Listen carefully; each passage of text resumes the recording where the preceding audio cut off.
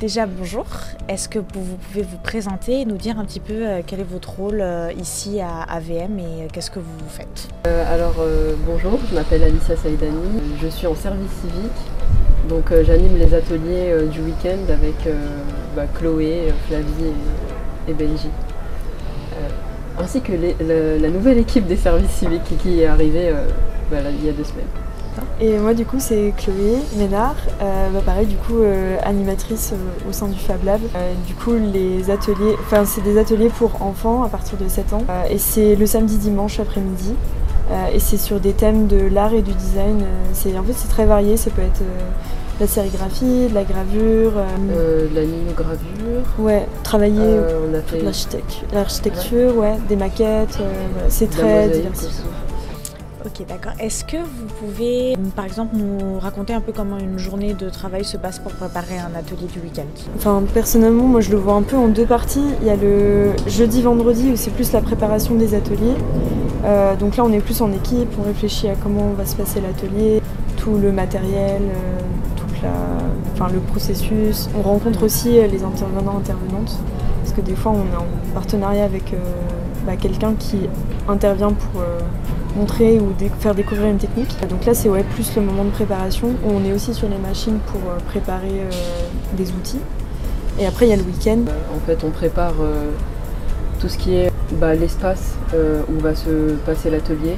Est-ce que vous faites aussi l'animation du coup des ateliers? C'est vous qui gérez tout Oui, du coup on accompagne beaucoup les intervenants puisque on a beaucoup d'habitués qu'on connaît et on sait comment est-ce que les enfants ils travaillent, etc. Ouais. Comment est-ce qu'ils interagissent avec le lieu. L'idée aussi c'est de mettre à l'aise les gens. C'est vraiment pas un milieu scolaire où on demande d'être appliqué. Ils et elles sont vraiment là pour découvrir tous les métiers ou tous les domaines du design ou de l'art. Et du coup, c'est aussi pour rendre accessibles ces domaines-là qui ne le sont pas forcément ou qui peuvent faire peur à certains parents parce que c'est quand même, on va dire, risqué. Ça peut être risqué pour certaines personnes, certaines familles, et du coup c'est plus découvrir son côté créatif et ne pas avoir peur de se lancer dedans. Faire découvrir aux habitués plus d'ateliers et aux nouveaux de se sentir à l'aise dans ce milieu-là, dans cet endroit-là. Ok, d'accord, c'est super. Et pour, on va dire, le bon déroulé d'un atelier, quels sont pour vous les enjeux principaux ou les défis auxquels vous pouvez être confrontés quand vous préparez un atelier? C'est-à-dire, qu'est-ce qui caractérise un bon atelier et s'il y a des problèmes récurrents, c'est quel genre de problème? On a rarement eu de problème sur nos ateliers. Ça nous arrivait peut-être 1 ou 2 fois, mais c'était lié à l'organisation, où on n'était pas très bien organisé. Au niveau de l'espace, on ne savait pas trop où mettre les choses. Au niveau des outils, on n'avait pas forcément préparé, on n'avait pas forcément communiqué entre l'équipe et la personne qui intervenait. Ça nous a causé un peu de problème, parce que du coup, le déroulé, il se fait pas bien, donc les enfants, les familles arrivent, ne savent pas où aller. Et après, ça peut créer un peu de mouvement et d'incompréhension. Souvent débordé vers la fin de l'atelier. Ouais, donc l'organisation c'est vraiment un point central. Communication, organisation. Surtout avec les intervenants. Ouais. Est-ce que vous avez des intervenants habitués ou ça change beaucoup? Après il y a pas mal de coworkers, de résidents du coup qui font des ateliers et qu'on connaît déjà un peu avant. Donc c'est peut-être un peu plus simple quand c'est des gens que vous connaissez déjà, que c'est des habitués, etc. Mais c'est intéressant d'avoir des personnes extérieures aussi, parce que juste ça apporte une autre vision et ça permet de faire des rencontres aussi, c'est chouette. D'ailleurs, par rapport à la manière de travailler, est-ce que, par rapport à votre parcours ou vos expériences passées ou pas, est-ce que vous trouvez que travailler dans un Fab Lab et dans une équipe de médiation de Fab Lab, c'est très différent que si vous étiez dans une équipe de médiation de programmation d'un lieu culturel basique, on va dire? Elle est différente dans le sens où on est vraiment au contact du public. En vrai dans les musées aussi, mais c'est beaucoup plus formel et beaucoup plus académique, j'ai l'impression. Après ça dépend des musées.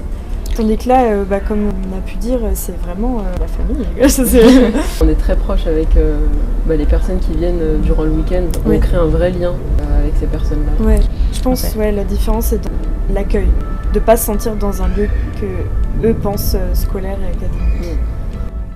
Ok, super. Et du coup, par rapport à tout ce qui est enjeux environnementaux et les principes de durabilité, comment est-ce que vous les intégrez dans la programmation? Est-ce que c'est quelque chose que vous faites plus ou moins naturellement avec le fonctionnement du Fab Lab, ou alors est-ce que c'est vraiment vous posez et vous vous dites faut qu'on pense ça de manière durable, etc.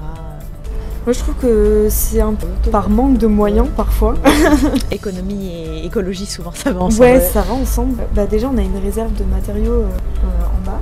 Du coup c'est hyper pratique quand on a besoin de faire une petite découpe ou juste besoin de d'autres matériaux, bah juste on se sert. Et généralement on récupère nos chutes pour en refaire des choses.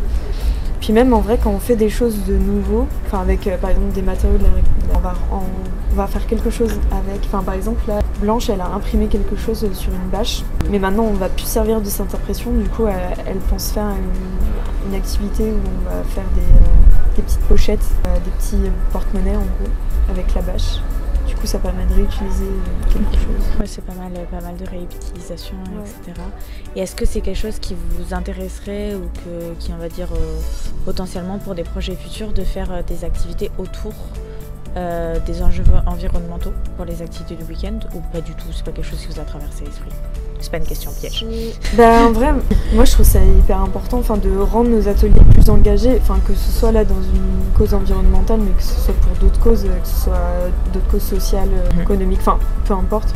Que ce soit engagé, c'est important pour inclure les gens dans des causes, puisqu'ils sont acteurs de la société, du coup c'est important de leur montrer que même en faisant des petits gestes, ils peuvent impacter l'environnement de façon positive. Et petite dernière question, est-ce que si vous aviez des conseils, recommandations, on va dire idées pour améliorer la sensibilisation et la prise en compte de ces enjeux environnementaux dans les Fab Labs et en particulier dans la programmation culturelle, qu'est-ce que vous diriez à un Fab Lab qui par exemple se demande comment faire?